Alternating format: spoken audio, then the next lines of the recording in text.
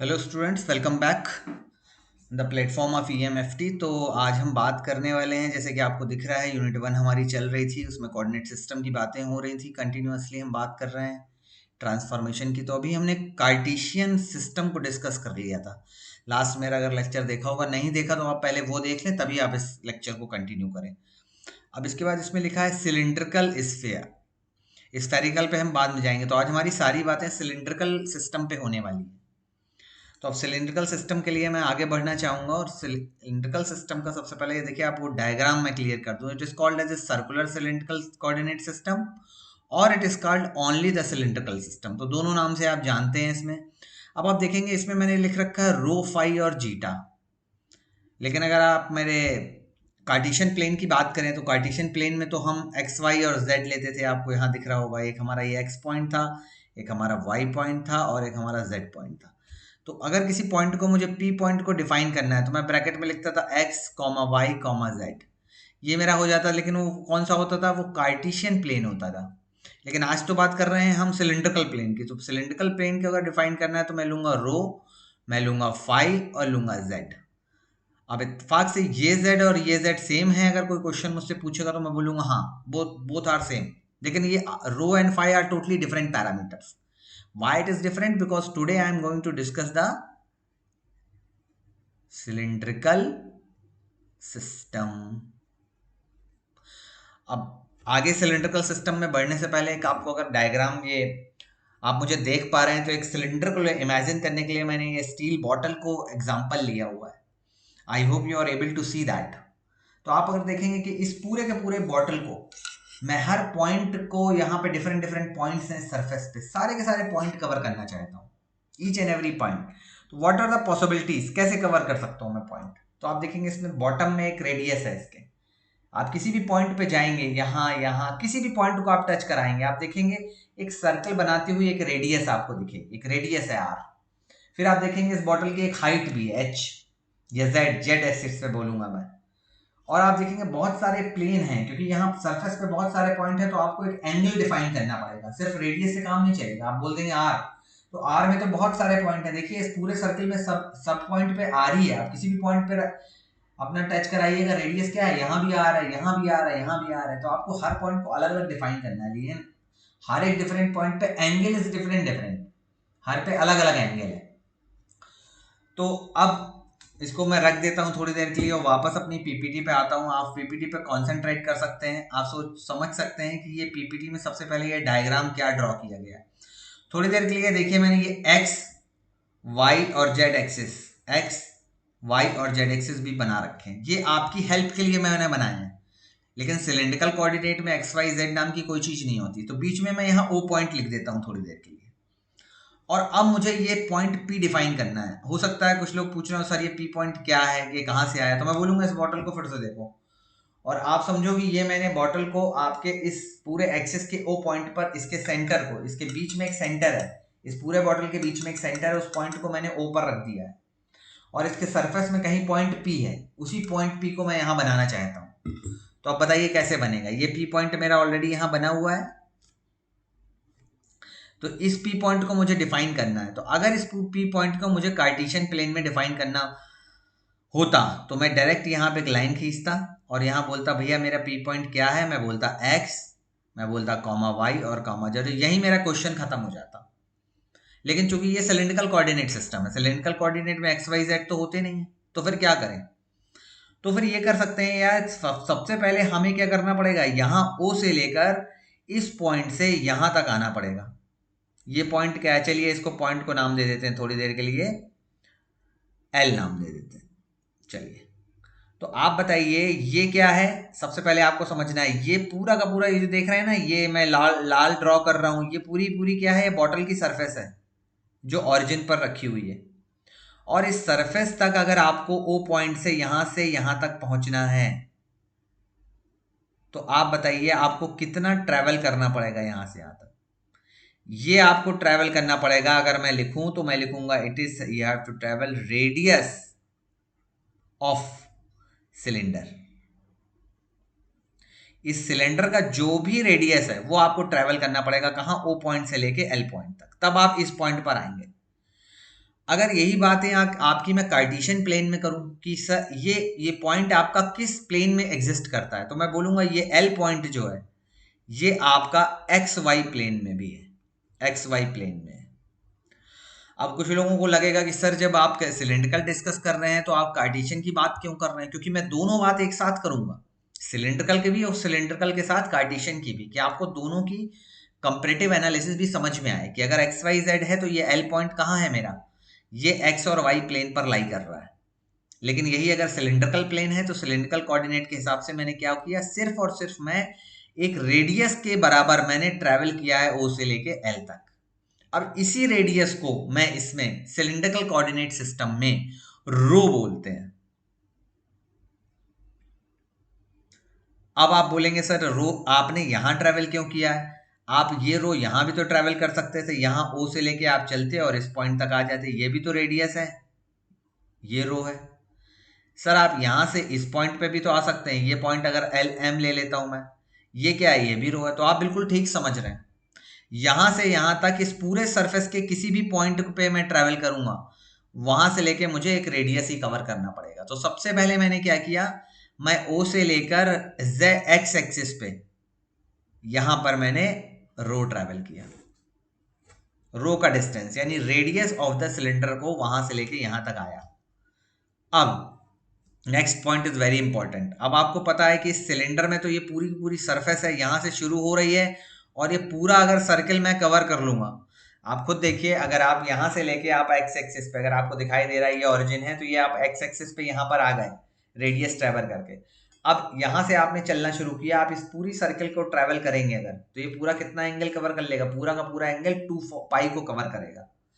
तो आपको ये मालूम है कि आपका जो पी पॉइंट एग्जिस्ट कर रहा है इस समय, ये वाला जो पी पॉइंट है जिसको हम अब सिलिंड्रिकल कोऑर्डिनेट पे डिफाइन करने वाले हैं, ये क्या है, आर डिस्टेंस ट्रेवल करने के बाद ये एक्स एक्सिस से कितना एंगल बना रहा है, वो मेरा एंगल बन रहा है फाई का एंगल। तो मैंने क्या किया, रो ट्रेवल करने के बाद मैंने फिर फाई का एंगल भी ट्रेवल किया।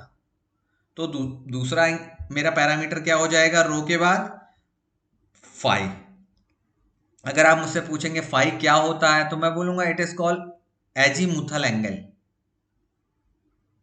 इसको एजीमुथल एंगल बोलते हैं, बट ये होता क्या है, ये एक्स एक्सिस से होता है, एक्स एक्सिस से एक्सिस टू वाई एक्सिस। जो भी आप सिलेंड्रिकल में एक्स एक्सिस वाई एक्सिस की तरफ मूव करके जो एंगल बनाते हैं, वो आपका एजीमुथल एंगल होता है, जिसे हम फाई से डिफाइन करते हैं। ये देखिए मैंने यहां फाई लिख रखा है। अब ये बताइए, आप आर भी ट्रेवल कर लिए, आप मतलब रेडियस भी आपने ट्रेवल कर ली, आपने एंगल भी ट्रेवल कर लिया, लेकिन अभी आप किस प्लेन में हैं, तो मैं बोलूंगा अभी आप यहाँ एक्स और वाई प्लेन में हैं। अब हो सकता है कुछ स्टूडेंट को थोड़ा टाइम लगे, बट आपको ये समझना है कि ये पूरा कोऑर्डिनेट और इलेक्ट्रोमैग्नेटिक थ्योरी एक इमेजिनेशन थोड़ा सब्जेक्ट है। तो आप देखिए, अगर इसको बात करूं, या ओरिजिन से आप रेडियस में आए, रेडियस से आप घूम के थोड़ा सा फाई एंगल बनाए, लेकिन अभी भी आप इसी प्लेन में हैं। जब आप इसी प्लेन में हैं तो ये कौन सा प्लेन है, एक्स वाई प्लेन है। तो अभी आप पी पॉइंट पे नहीं पहुंचे हैं, तो आपको क्या करना पड़ेगा। अब देखिए, ये मैंने यहाँ पे एल पॉइंट डिफाइन किया था अपना, आई होप ये आपको दिख रहा होगा, मैं बार बार सर्कल कर रहा हूँ इसमें, ये पॉइंट क्या है, मेरा एल पॉइंट है, यहां तक आप आ चुके हैं। अब आपको आपके पी पॉइंट तक पहुंचना है, तो आपको क्या करना पड़ेगा, ये देखिए मैंने चलना शुरू किया और जेड एक्सिस में मैं चलता जा रहा हूँ, और मैं कहाँ पहुंच गया हूँ, पी पॉइंट पे पहुंच गया हूँ, यानी कि आपको एल से पी तक आपने ट्रेवल किया। तो अगर मुझसे कोई पूछेगा कि z क्या है, तो मैं बोलूंगा it is a distance from l to p। देखो मैंने क्या लिखा है, z क्या है, it is distance from l to p, मतलब मेरा पास मैं l में था और l से मैं p के पास पहुंच गया। इसी तरह अगर आपसे, ये तो बात आपके पॉइंट की हो गई कि आपको एक सिलिंड्रिकल में एक पॉइंट को समझना है, और अगर आपको 3 पैरामीटर दे दिए गए, मान लीजिए एग्जांपल के लिए मैं दे दूं आपको 4 30 डिग्री एंड कॉमा करके मैं आपको दे दूं 3। अगर ये मैं सिलिंड्रिकल सिस्टम में आपको एक एग्जांपल देता हूं, तो आप क्या समझेंगे, आप समझेंगे ये क्या है, ये इसका रो है, 30 डिग्री क्या है, ये इसका एंगल फाई है, और 3 क्या है, ये जेड एक्सिस में आपको ट्रेवल करना है, ये जेड है। तो इस तरह से आपको समझ में आना चाहिए कि ये क्या हो रहा है। इसके अलावा और मैं बात करूं तो अगर आपको याद होगा कि हम यूनिट वेक्टर की बात करते थे, तो अगर x में मैं यूनिट वेक्टर बोलूंगा तो आप कहते थे कि सर ऐसा लिख लीजिए ax, ये मेरा यूनिट वेक्टर है। इसी तरह अगर मैं y में आपसे पूछता था तो आप बोलते थे सर ay लिख दीजिए यहाँ पे, ये हो गया हमारा एंगल। इसी तरह मैं आपसे z में अगर पूछता था तो आप बोलते थे सर यहाँ पे az लिख दीजिए, यही हो गया हमारा। ये हमारे क्या हो गए थे, यूनिट वेक्टर, लेकिन ये किस प्लेन में थे, कार्टेशियन प्लेन में। अब मैं बात करता हूं अगर सिलिंड्रिकल प्लेन में, तो सिलिंड्रिकल प्लेन में अगर पी पॉइंट की बात करूं और मैं पूछूं आपसे ए रो की डायरेक्शन क्या है, तो देखिए पी पॉइंट को मैंने कहां से टच, परपेंडिकुलर लाइन डाली है, ये देखिए, ये मैंने इस पे क्या किया, यहां से लेके परपेंडिकुलर लाइन डाली, इसको नाम मैं एन दे देता हूं, एन। ये पॉइंट दिख रहा है आपको, सबको भाई दिखाई देना चाहिए अच्छे से, ये वाला पॉइंट कि मैंने पी से परपेंडिकुलर ये लाइन डाली है, परपेंडिकुलर डाली है, तो जेड एक्सिस से अगर मैं इस लाइन का एंगल देखूंगा तो इस लाइन का एंगल 90 डिग्री है। अब जिस स्टूडेंट को ये बात समझ में आ गई कि सर ये आपने जो परपेंडिकुलर लाइन डाली है जेड एक्सिस पे, इससे ये जो एंगल बन रहा है ये 90 डिग्री का ही एंगल होगा, इसका मतलब है कि वो अभी इस डायमेंशंस को, 3 डायमेंशंस को इमेजिन कर पा रहा है। लेकिन अभी भी जिसको लगता है कि नहीं सर ये एंगल तो 30 डिग्री है, इसका मतलब उसका विजुअलाइजेशन जो है अभी 2D में चल रहा है, 3D में नहीं है। इसका ये मतलब नहीं है वो अच्छा स्टूडेंट नहीं है, लेकिन उसको मुझे पर्सनल कांटेक्ट करके अपने डाउट्स क्लियर करना, ये उसका रिस्पॉन्सिबिलिटी बन जाता है। तो अब देखो इसी डायरेक्शन में मेरा रो है, आप ये देख रहे हो मेरा ये रो किस डायरेक्शन में, इसी डायरेक्शन में है, यहाँ से लेकर चलता चला आया मैं पी पर। तो अब इसी की सीधी डायरेक्शन में मैंने क्या लिखा है, देखो ए रो लिखा है। तो अगर ये वाला यूनिट वेक्टर आप मुझसे पूछोगे तो मैं बोलूंगा ए रो कैप। इसी तरह आपने जो एंगल बनाया है, आपने ये फाई एंगल यहां से यहां तक बनाया है, तो देखिए ये वाला जो फाई एंगल है, अगर मैं प्लेन की बात करूं, ये नीचे फाई एंगल है, ऊपर का प्लेन की बात करूं तो देखिए ये है एक्स, यहां से शुरू होगा और यहां से चलना शुरू हुआ, और ये देखो ये पूरा का पूरा ये एंगल कितना है, ये फाई एंगल है। अब किसी किसी को लग रहा होगा कि सर ये बहुत ज्यादा फाई एंगल है, ये बहुत कम फाई एंगल है, तो मैं फिर बोलूंगा कि उसको अपना विजुअलाइजेशन और इमेजिनेशन को थोड़ा स्ट्रॉन्ग करना है, बिकॉज ये जो नीचे आप देख रहे हो ये क्या है, ये ऊपर ही का प्रोजेक्शन बना हुआ है। ये क्या है, पी से आप परपेंडिकुलर एक लाइन डालोगे नीचे तो एल मिल जाएगा आपको, तो ये सब प्रोजेक्शन का खेल है। अगर आप टॉप से प्रोजेक्शन डालते हो तो आपको नीचे उसकी इमेज मिलती है, तो जो एंगल ये फाई बना रहा है वही एंगल ये है फाई, ऐसा नहीं है ये एंगल उससे ज्यादा है। तो आप देखो इस डायरेक्शन में ट्रेवल करके आपको क्या मिल गया, ए फाई मिल गया। ए फाई क्या है, ये यूनिट डायरेक्शन है इसकी, यूनिट वेक्टर की। इसी तरह जेड की डायरेक्शन में मैं ऊपर चल रहा हूं, इसी तरह इसीलिए मैंने क्या किया, ये देखो ए जेड की डायरेक्शन मैंने क्या बनाई है, ये देखो ए जेड कैप, ये मेरा क्या है, यूनिट वेक्टर ऊपर की तरफ है। तो आपको कार्टेशियन प्लेन में नहीं, सिलिंड्रिकल प्लेन में ही यूनिट डायरेक्शन बनाना आना चाहिए। चलिए ये बात तो हमने यूनिट वेक्टर की कर ली। अब आ जाते हैं थोड़ा सा जरा रेंज देख लें, उसमें भी हमने रेंज देखी थी, इनफाइनाइट से इनफाइनाइट होती है, लेकिन देखिए आर में मैंने क्या लिखा हुआ है, ये जो रेडियस ऑफ सिलेंडर है, आप बताइए क्या हो सकती है, कि रेडियस क्या हो सकती है, मिनिमम मिनिमम एक रेडियस जीरो ही हो सकती है। वैसे तो जीरो इमेजिनेशन, आप प्रैक्टिकल वैल्यू तो कभी ऐसा हो नहीं सकता, आपने कोई सिलेंडर देखा है जिसका जीरो रेडियस हो, कुछ ना कुछ तो रेडियस होगा, लेकिन तब भी हमने थ्योरी और प्रैक्टिकल दोनों को कवर करने के लिए हमने क्या कहा, जीरो इसका मिनिमम वैल्यू है और मैक्सिमम इनफाइनाइट है। अब आप एंगल की बात करिए, देखिए एंगल जब आप एक्स एक्सिस पे यहाँ पर ट्रैवल कर रहे थे तब आपका फाई क्या था, जीरो था। अब फाई मेरा धीरे धीरे बढ़ते बढ़ते, अगर मैं पूरा सर्कल, जैसे कि मैं बार बार इसकी बात कर रहा हूँ, यहाँ से ऐसे मैं एक्स एक्सिस पे आया, अब एक्स एक्सिस से मैं वाई एक्सिस में चलना शुरू किया, अब मैं वाई एक्सिस में चलता जा रहा हूँ, तो क्या हो रहा है, फाई एंगल बढ़ता जा रहा है। अब वो बढ़ते बढ़ते मैंने पूरा ट्रेवल करके मैं राउंड करके वापस आ गया, तो इट मीन्स मैंने क्या किया, 2 पाई को कवर कर लिया। लेकिन एक बार अगर आप जीरो ले चुके हो तो उसी को 2 पाई दोबारा तो नहीं लेंगे, इसीलिए आप ध्यान से देखेंगे तो इसमें क्या किया मैंने, इसकी रेंज में जीरो इक्वल टू और लेस देन लगाया है, लेकिन यहाँ 2 पाई में इक्वल टू नहीं लगाया है। अगर किसी स्टूडेंट को लगता है कि 2 पाई में इक्वल है तो उसका गलत हो जाएगा, तो this is the right answer. अब आप z की बात करें तो मैंने कहा ना, ये z और कार्टेशियन प्लेन का z तो सेम होता है, इसलिए देखिए मैंने माइनस इनफाइनाइट से लेके प्लस इनफाइनाइट तक की ये रेंज बनाई है। अब देखिए ये मैंने डिफाइन किया है, ये कैसे डिफाइन किया है, देखिए ए रो ए फाई और ए जेड। अब अगर ये सिलिंड्रिकल प्लेन में है तो कैसे डिफाइन करते हैं, ए रो ए फाई ए जेड। अब फिर मैं वही बात करूंगा कि अगर जैसे कार्टेशियन प्लेन में मैंने क्लियर किया था कि अगर कोई स्टूडेंट मेरा बोलता है कि सर ए रो बराबर क्या होता है, रो होता है क्या, और ए फाई बराबर फाई होता है, और ए जेड बराबर जेड होता है, अगर कोई मेरा स्टूडेंट ये बोलता है, it means it is A wrong concept. Arrow is a different thing, that is a form of vector. कि अगर मुझे अब वेक्टर को लिखना है तो मैं क्या लिखूंगा, देखो a rho is magnitude, this is a a rho cap, a phi is a magnitude, it is a cap, a Z is a magnitude, a Z cap is a unit vector. तो इसको अगर आप इक्वल टू करो ऐसे तो ये मेरा क्या बन के आ जाता है, ए वेक्टर। अब हो सकता है कि कई स्टूडेंट मुझसे कहें कि सर ये ए वेक्टर है, आपने ए वेक्टर ये भी करवाया था जब कार्टेशियन में थे, ए एक्स का कैप, ए वाई का कैप, ए जेड का कैप, ये भी आपने कहा था ए। तो क्या ये ए और ये कार्टेशियन वाला ए और ये दोनों अलग अलग वेक्टर हैं? मैं बोलूंगा नहीं, दोनों वेक्टर सेम है। बहुत स्ट्रेंज सी बात है, ध्यान से समझना भाई कॉन्सेप्ट। दोनों वेक्टर सेम है बट उनको प्रेजेंट करने का तरीका डिफरेंट है। यानी जब आपके पास एक्स वाई जेड का प्लेन होगा तब आप उस वेक्टर को इस तरह लिख सकते हो, और जब आपका सिलिंड्रिकल कोऑर्डिनेट हो तब उसी वेक्टर को आप इस तरह लिख सकते हो। समझ में आ रहा है ना जो मैं बात करने जा रहा हूं?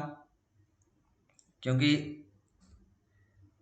ये पॉइंट हैं छोटे छोटे जो आपको कवर कर रहा हूं, बहुत अच्छी तरह आपको आने चाहिए। कि देखो ये वाला जो बात कर रहा हूं मैं ए का, ये सिलिंड्रिकल, ये कार्टेशियन का है, और ये आपका किसका है, सिलिंड्रिकल प्लेन का है। लेकिन दोनों की वैल्यू सेम है, दोनों का मैग्नीट्यूड निकालोगे वो भी सेम निकलेगा। लेकिन अगर मैंने आपको पॉइंट एरो, ए फाई और ए जेड दे रखे हैं और पूछा मॉड की वैल्यू, तब आप ये वाला फार्मूला लगाएंगे। अगर यही मैं पूछूंगा कि आपका मॉड की वैल्यू ए एक्स है, ए वाई ए जेड दी है, तब आप पहले वाला फार्मूला लगाएंगे जो हम अच्छे से पढ़ चुके हैं, ये वाला फार्मूला लगाएंगे। तब आप कौन सा फार्मूला लगाएंगे, ये वाला फार्मूला लगाएंगे। देखिए कार्टेशियन प्लेन में ये वाला फार्मूला लगेगा, क्यों? क्योंकि वहां आपको क्या पता है, ए एक्स पता है, ए वाई पता है, ए जेड पता है।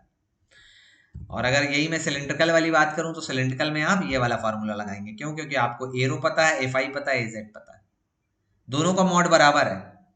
लेकिन अगर कोई कहेगा कि एरो बराबर सर ए एक्स होता है, तो मैं बोलूंगा it is a wrong answer. कोई बोलेगा सर ए फाई बराबर ए वाई होता है, तो मैं बोलूंगा it is a wrong answer. A X a Y का आपस में कोई लेना देना नहीं है। हाँ, हम अगर आपको ए X a Y A Z पता है तो एरो एफ आई जेड हम निकाल सकते हैं। तो अभी कुछ बातें जो सिलिंड्रिकल प्लेन की हैं वो आपको समझ में आई हैं, आप उसे इमेजिन कर पा रहे हो, कोरिलेट कर पा रहे हो, तभी आपको वीडियो को आगे बढ़ाना है। अदरवाइज अपना कॉपी पेन लेके आपको फिर से डायग्राम बना के खुद से समझना है इस चीज को। अदरवाइज आप आगे वीडियो सुनते जाओगे, कोई फायदा नहीं होगा। अब देखो, अगर मैं बात करूं, ये छोटी छोटी बातें करूंगा, जैसे एरो डॉट एरो मैंने लिखा हुआ है यहाँ पे बराबर 1 है। ऐसा क्यों लिखा है मैंने? क्योंकि आप भी तो ऐसा लिखते हो। अगर मैं बोलूं ए एक्स का कैप डॉट ए एक्स का कैप बराबर क्या होगा, 1, बराबर ए वाई का कैप डॉट ए वाई का कैप बराबर ए जेड का कैप डॉट ए जेड का कैप। आपको नहीं लगता ये सब बराबर होगा? जब आपने कार्टेशियन प्लेन में ये बराबर कर दिया था तो फिर इस सिलिंड्रिकल प्लेन में ये बराबर क्यों नहीं होगा? बिल्कुल बराबर होगा, एकदम सही है। अब मैं बात करता हूं कि अगर आप एक्स टू वाई प्लेन, जैसा कि हम हमेशा बात करते हैं कि ये मेरा एक्स है, अगर एक्स से आप वाई की तरफ जाते हो तो आपको जेड डायरेक्शन में मिलता है। अगर मैं बोलूँगा कि आप एक्स क्रॉस वाई करते हो तो आपको जेड मिलता है। इसी तरह अगर आप वाई क्रॉस जेड करते हो तो आपको एक्स मिलता है।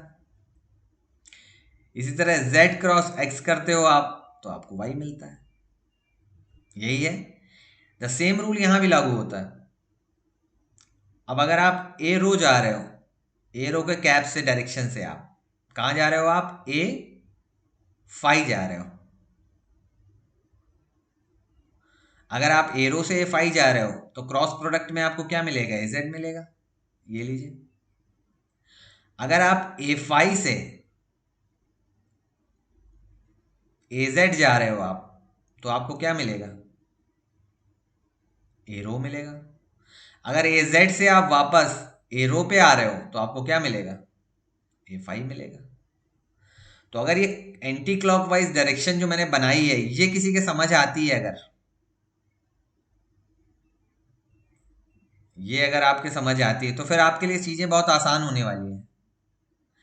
क्योंकि देखिए, मैंने ये एंटी क्लॉकवाइज जैसे एक्स वाई जेड बनाया है, वैसे ही मैंने ए रो फाई और जेड बना दिया है। मतलब ये है कि जैसे मैं एक्स वाई जेड को डील करता हूं सिलिंड्रिकल कार्टेशियन प्लेन में, वैसे ही मैं एरो ए फाई और ए जेड को डील करने वाला हूं सिलेंड्रिकल प्लेन में।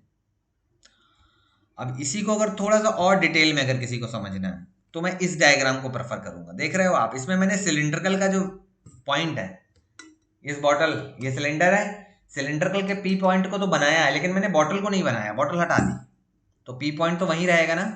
ओके, अब देखो किया क्या मैंने ये आपसे कहा था कि मुझे अगर आर चाहिए तो मुझे यहाँ पे एक लाइन ड्रॉ करनी पड़ेगी, वो उसके परपेंडिकुलर लाइन होगी। ये देखिए, पी से मैंने एक लाइन ड्रॉ की है जो यहाँ पर गई है, इसका पॉइंट मैंने एन ले लिया है।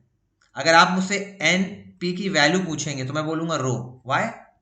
Because it is a radius. ये क्या है? ये तो रेडियस है, तो मुझे कोई प्रॉब्लम ही नहीं है, इट्स जस्ट ए रेडियस। अच्छा, आप इसी को अगर आप पी पॉइंट के परपेंडिकुलर आप नीचे एक पॉइंट ड्रॉ करोगे, देखो जेड पॉइंट पे, ये देखो नीचे आते आते ये नीचे आ रहा है धीरे धीरे, और आज इस पॉइंट का थोड़ा कुछ नाम रख लेते हैं। इस पॉइंट को नाम मैंने अगर एम दे दिया, इस नाम को मैं एल दे देता हूं, इस नाम को मैं पी दे देता हूं, पॉइंट क्यू नाम दे देता हूं, क्योंकि पी तो ऑलरेडी है, इसको क्यू नाम दे देते हैं। ये तो ऑलरेडी ओ नाम है। तो आप देख रहे हैं, इसको जब इस लाइन को एन और पी को मैंने परपेंडिकुलर नीचे डाला तो मैं कहां पहुंच गया? अपने एक्स वाई प्लेन में पहुंच गया। और एक्स वाई प्लेन में जो ये एंगल बन रहा है ना, यही तो फाई है। अगर आप यहाँ पे उस एंगल को देखना चाहते हैं तो आपको इस लाइन को ऊपर ड्रॉ करना पड़ेगा। मतलब ऐसे देखिए, इस लाइन को ऊपर ले जाइए, ऐसे इस लाइन को ऐसे ऊपर ले जाइए, और यहां से यहां पर ऐसे एक्स एक्सिस जोड़ दीजिए। ये देखिए, ये वाली लाइन, ये एक्स एक्सिस, ये भी एक्स एक्सिस है। इसी लाइन को मैं ऊपर ले गया तो क्या हो गया? ये भी एक्स एक्सिस है।